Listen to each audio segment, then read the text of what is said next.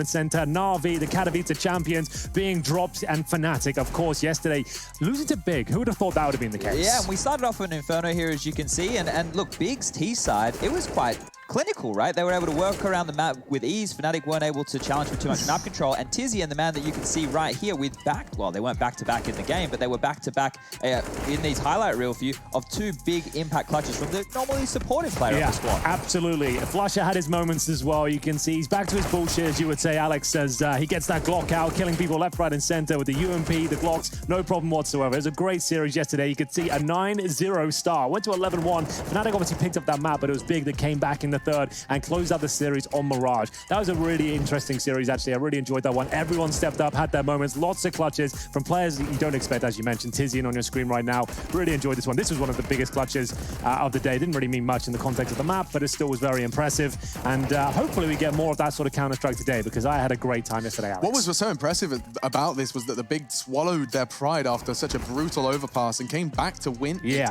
on Mirage. And so many upsets have been going on. I'm not upset to remind you that this is the CS Money pre-show. They make this possible for us to give you all the info on what you may have missed if you didn't catch yesterday. Group B did certainly surprise Henry. What about you, Chad? Yeah, I think so. I just want to give a little bit of clarity to that Complexity Forge result, because of the rankings, you would say that Forge, they're the better team, right, on paper with the rankings. But Forge recently, they've been having some struggles. Xe Power had a wrist issue. He was injured. They were practicing with the coach for a little period of time to kick off the year. So Forge's recent results is what had lost a little bit of hope in them going into that matchup, whereas Complexity, they've been looking on the up and up. And they've got a lot more excitement behind them with the organization, the players within them. I feel like people are maybe putting too much stock in them with some of the results. And Blame's pretty scary. Exactly, that's a good point. He is an intimidating man in and out of the server. But I do want to focus on some of Group A's first day as well. So in Group A, of course, we're getting into the second day of that now. We did see our fair share of surprises. The first one I want to make sure we get housekeeping done and swept under was the ENTS result. They fell to Team Spirit. And Hank, you just before the microphones were hot said, I think they're going to do it again. I don't know. It's Team Spirit. They're very impressive. They've got a lot of firepower in this squad, and hopefully we can see them step up again today. When they don't show up, that's a problem. They do look very weak, underwhelming. They need all 5 players. They're very much mechanically based, I would say. And what have we got going on the screen here, Well, this here, Henry, you got very, very excited about Maiden, right, going into this game right here. And Vitality, well, we were discussing all of their woes. The fact that Alex has stepped on down for that in-game leadership role. He's left the team. Apex has taken that one over there. And Masuta, maybe we'll see some highlights from him, was the new boy. But Vitality came out. They played quite a poised game of CS. And RPK, with some really big performances, they were able to pick up the win over a Godsend, who a lot of people have a bit of hype behind right now. They do. Godsend have got a lot of hype behind them. And it's interesting as well, considering it's older names within the roster as well. You got the likes of Crystal and Michael Eddie there. Not a lot of people would be that excited about the lineup itself, but they have been putting in the hard work. Devilwall behind them has been doing the homework, the theory side of things, and they're a very disciplined team. We want to see a bit more out of Sticko in this lineup. We feel like he's got more star power than we've seen in Pro League so far, especially in this one so far. But I'm a big fan of Godsend. I think that they've got a good mentality and they work really hard. They really do. It was great to see. Now, of course, we do have an opportunity to do it one better. Not only 3 voices, but 4, and one that was there to help us understand the hot match of the first day of Group A. Rez joining us now from his home. Can you hear us, Rez? Reading us loud and clear? I can hear you. Hey, I can hear you. Fantastic. Oh, that's a cool picture. I think I remember that. Is that Oakland behind you? Oakland, yeah. Perfect. That was when that was your swan song. That's when you went absolutely nuts yourself, wasn't it? That was like a big tournament for you. That's good stuff. Yeah, it's keep me motivated, you know. Yeah, absolutely. And I'm sure you got motivated by your result day 1 versus Astralis. I mean, can you help me understand that one a little bit? Did you guys come in with a stacked strat book and execute it perfectly, or was it just a fantastic day in the office? Not really. Like, we used to focus more on our gameplay than theirs. I think the thing that surprised us the most was the map picks. We weren't really prepared for Overpass. We didn't think they're gonna pick that because it's one of our most favored maps. So we're really happy about that map. And Vertigo, of course, is becoming one of our best right now. So we used to had a good run on with the map. So we got lucky, maybe. I was going to ask, Vertigo, do you guys think you're the best Vertigo team in the world right now? You're looking pretty good. On Vertigo, yeah. So.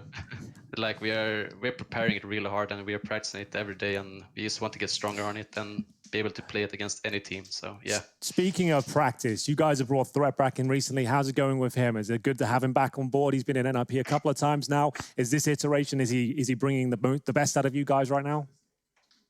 Yeah, he's doing a tremendous amount of work. He's doing really well, and it's good to have him back. I think he works really well with us. He's good at preparing us for every team. Yeah, I guess the question I wanted to ask there was, because he's obviously an old school 1.6 player, never really made it to a top level of CSGO. I think he was in Team Acer for a little bit. That's about it. Yep. But like, you guys are a younger squad now, like kind of purebred CSGO players. Do you think that kind of works well together, his experience working with you guys? It's an interesting idea, right? Having an older coach and then younger players within him. Yeah, I think you need like a veteran in your team somehow, some way, coach or a player. Like it helps a lot. Like he has a different perspective on the game and how the game is supposed to play. So I think he helps a lot with us. Like we all have our kind of mindset, and he brings in a lot of stuff. So, Rez, I remember we were talking to you not that long ago, but after Plopsky had come onto the team, and you said that you'd given up a lot of your roles to him. Are you starting to feel more comfortable now that, you know, there's been obviously more changes since that time? How are you starting to feel with all the changes personally? It's going much better right now. I'm back to the role I wanted to play and the role that I had like before. So I'm back where I want to be. So I'm really comfortable right now. I used to keep on playing, like get back into it more. So, but I'm right where I want to be right now. Yeah, we've seen a lot of evidence of the impact it can have of players being comfortable in their role. You know, if every single member is actually genuinely not being forced into something, but it's their affinity, it's their natural preference. Do you think that your whole squad has got that now, or is it just you personally who's found your comfort? Do you think more members of NIP are getting their own, what they desire, what they want? I honestly can say I think that we're all where we want to be. Like we all have the roles we want to have, and we're still like figuring out how we want to play the game. Like we're still new, we're still building the team up, so we're trying to figure things out still, but I think we are where we want to work on, so we're happy where we are. Going into game versus Spirit as well, have you taken much attention to your opponent, given the fact that they are such a late addition to the Pro League and somewhat of a, you know, tier 2 curveball? Yeah, they can be unpredictable. We're not going to underestimate them. We're going to prepare like we did against Astralis. Like we're going to do the same routine. So there's nothing special about them. We're just going to play how we're going to play. So when we move into this to cast this game, who would you, if you were on our side of the desk here, be keeping an eye on from that Spirit side of things? Who would you be looking for as maybe the game changer for them against you guys today? The only player like that has stepped up a lot while I play this game is Disbalance. I know he's a really good AWPer, and he can be really unpredictable and scary sometimes. So I think he's the one to watch. You guys got Nork though, right? He should be able to step up to the plate. Yeah, of course. Nork is always doing something crazy. Yeah, Nork is nuts. He really is. Rez, I'm going to let you go hit your aim bots and warm up for your game. First game of the day, NIP Spirit. Good luck. Thank you. See you later, mate. Awesome stuff. Loving these player interviews before we get in. It just gives us a lot more to dig our teeth into. And they're in their own environment, right? So it's where they're the most comfortable. Because you know when you're in front of a camera and you whack a mic in front of someone's face, it can be very intimidating. Here at their home PC, we're getting some fantastic input from these guys. We're just cybering with the players before we start. It's awesome. It is. Yeah, it's really nice. It's like MSN Messenger. Yeah, basically. I'm going to nudges next. Anyway, from nudges, I'm going to nudge this segment along. The CS Money pre-show continues with actually highlighting some of the best Counter-Strike we've seen. It's hard to quantify, hard to condense so many best of threes, but we just tried to choose a round. And what did you come up with? So the one that we've gone with here is a clutch situation over there with the Godsent versus Vitality game, right? And this one here, this scenario that goes on down is actually a 1-on-2 situation that Crystal is able to win. So we're jumping in right here with RPK's position, and you can see that smoke and flash and the time towards the top that just got thrown down by Crystal has lured RPK into thinking it was going to be a late round B play. But actually Crystal, in all this flurry, right? You're going to see him grab this kill onto Apex with the trade. You're going to see the nades get dropped from his perspective. He's able to juke him real late. 20 seconds at this point. This is where it gets super spicy now, right? So Chad, the smoke goes down. He's made some footsteps over towards the B side, and then the silence comes in, right? So you can see the bait has been taken. RPK, he has taken a hook, line, and sinker. At this point, when you've got the bomb down at this stage and he's on the other side of the map, very difficult to lose it. There's so many different variables RPK has to consider on his retake here. Crystal has a massive upper hand. Yeah, but you can see the way that Crystal's playing this once the bomb goes down, that he doesn't know if RPK is close or not. And then he's put himself in a position where he can defend the flank or then fight the site. And he's been able to pivot for both sides of this retake right here. The biggest question we wanted to ask is, how many bullets did Crystal have left? Because the smoke goes down. So he had 15 bullets. He didn't want to reload because of a sound cue here. But the smoke and him spamming too far to this right-hand side was almost the undoing. Yes, so he started spamming here. So look at this moment. He's got 8 at this point, fully committed, 0. So brings out the Glock, hits the headshot. Wasn't a problem in the end. So a very, very good play, but it could have fallen apart at the very end there. Smoke defuses, 5 seconds, a lot of panic going on, and 15 bullets wasn't exactly ideal. No, definitely. The reason the music just faded while he sat behind sandbags because I was asking production, like, can we see that again without the music so I can hear what RPK heard? I wanted to hear Crystal's steps, what the sound cues he was given. Unfortunately, can't quite manufacture that. Instead, I'll throw you to a break. We'll catch our breath, and when we do come back, we'll be getting into the nitty-gritty of NIP versus Spirit. Rez, feeling prepared? Let's see if iDisbalance pops off as he predicts when we come back.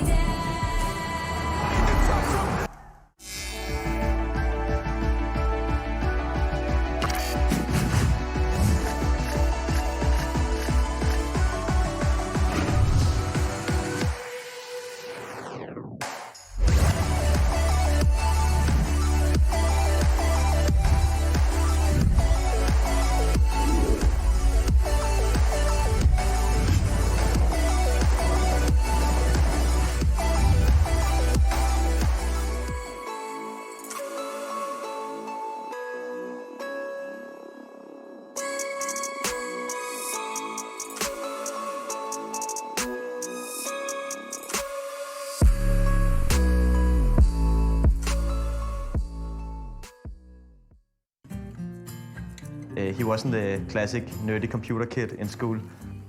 He was one of the ones to get a girlfriend first and a very social person. Typical for Finn is that he is very determined. Ist egal, ob es jetzt beim Kartenspielen ist oder beim Tischtennis oder beim Computer, gibt nicht auf.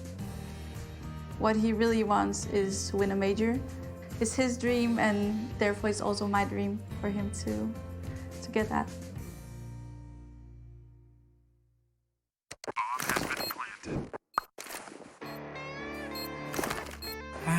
Cool, right? Want to know where I got it? Well, look, go to cs.money. It's a trade platform and a marketplace at the same time. Just choose, click, and get. Good luck, bro.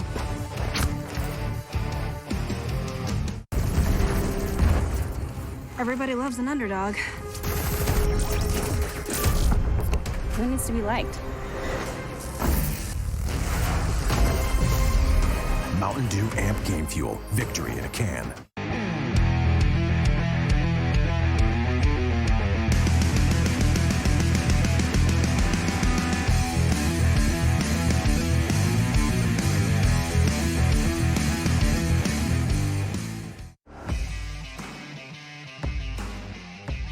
Charge up your game with excitement.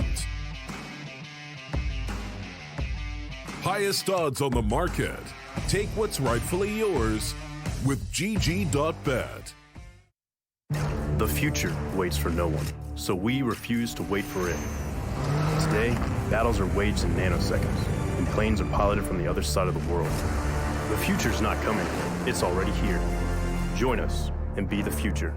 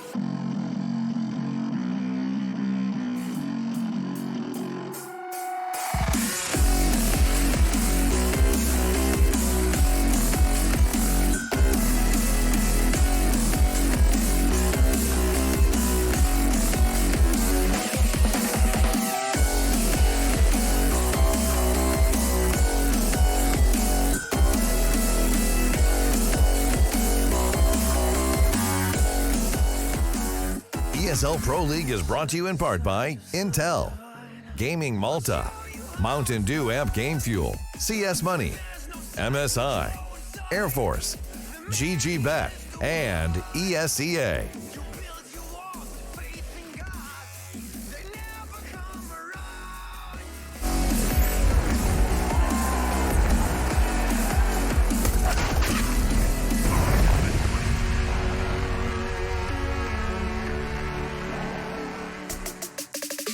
It's time for the second day of Group A, day 3 in total, 11th season of ESL Pro League back.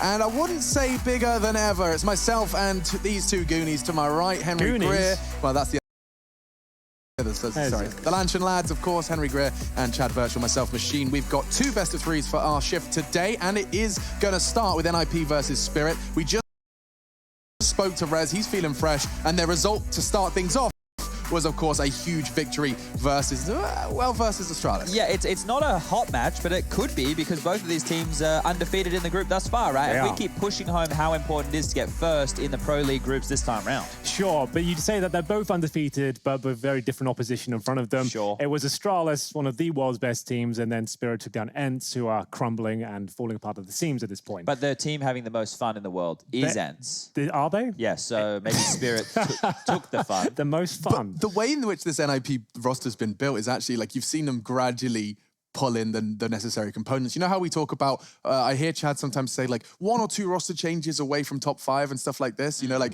the idea of multiple roster changes. I rarely think like that, but now as I look at the 5-man roster here, you know, Twist, I remember his arrival and how it didn't quite work. The AWPing looked a bit awkward, but he was a promising talent. He'd said no to NIP for like 3 years and finally was in the roster. That was a cool storyline. They found Lekro, this FPL talent, and it was looking promising with his spicy Desert Eagle. But then it was Plopsky, that storyline of he watched them in Malmo, now he's playing in Malmo. I loved that, and that was promising. And now there's more. There's an additional caveat, which is that of Nork, and you guys seem pretty hyped about him. Yeah, another superstar AWPer that's bursting onto the scene at this point. This is a team of young Swedish guns here. NIP historically have stuck to the old guard. They've had young, old veterans, I should say, and never really changed the roster. They seem to miss out on the big names when the transfer windows would open. It would always be Fnatic or Godsend. They've got those big players. But finally now, we actually have some young superstars within NIP, and they're taking huge scalps as well. You can see Rez, he's finding some decent form as well, actually providing big numbers. As I mentioned that interview of him behind him, that Oakland picture, that's where he had his first big tournament. They won the tournament, and he actually had the MVP. He looked amazing. We haven't really seen him replicate that since,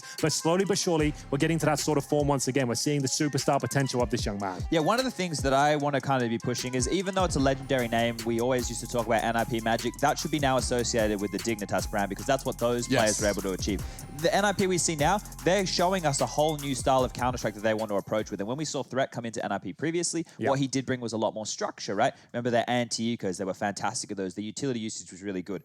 So building into that conversation with Alex saying, oh, look at all these players, look at all these names, build into that also having the mastermind behind them of how he wants to use these players and approach the game. And I believe that these individuals will be a lot more malleable. Ooh, here's some parallels we could draw. Do you see some parallels between Blade with all these young CIS talent and seeing now Threat with all this young Swedish talent? Almost directly. Like it's a very similar story. Like Blade, probably most iconic in-game leaders from his region of all time, and of course Threat as well. Maybe not the biggest Swedish name of 1.6 history, but definitely one of the most respected. Yeah, he was always known as a very safe pair of hands, intellectual player, never the superstar, but always a big respected name within his teams. Modern day CS equivalent? Is there a name that's jumped? That's a hard one. Yeah, okay, both you roll your eyes. That's not looking promising. No, because if you think about the Swedish scene back then, it was SK and Fnatic. Those were the two names, right? And then now, well, it's NIP and Fnatic, so it's still the two big names. And then Threat was always part of that team just below. But we got the veto on screen for everybody just here. Overpass makes sense for Spirit. Dust 2 makes sense for NIP. Every single best of 2 series they've played since they've added Nog to the roster, that's been their first ban.